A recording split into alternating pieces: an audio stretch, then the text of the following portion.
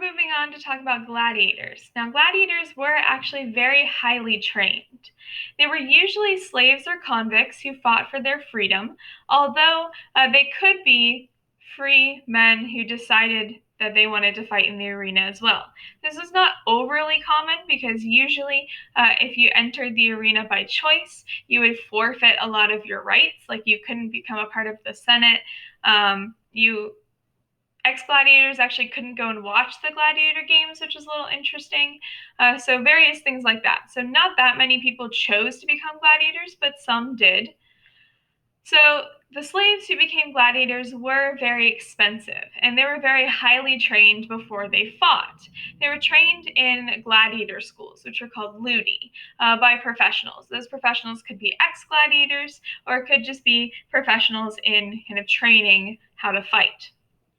Now, for this reason, most gladiators, despite what we think commonly, were actually not killed during their fights. Most people kind of know of, once a gladiator is defeated, the victor kind of looks up at the emperor, who listens to the crowd to see whether he should be spared or killed. And then the crowd does pretty much get to decide whether he should be spared or killed. This is one moment of kind of interaction between the crowd and the emperor. But many of those who were, called for death, still were not killed. A lot of popular gladiators gained celebrity status and had fervent fans who, at some points, would even purchase bottles of their sweat to use as perfume. That's just an example of how important and how popular these guys could become. So, if you have a gladiator like that, he gets defeated, you're probably not going to kill him. You've put a lot of time and effort into training him.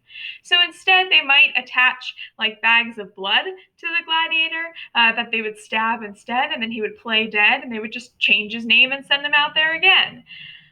So only about 1 in 5 or even 1 in 10 gladiator battles left someone dead. A lot of times they would be spared or their deaths would be faked because they were just simply too valuable to be killed. Nevertheless, most gladiators would only last maybe 5 or 6 matches before they would end up being killed.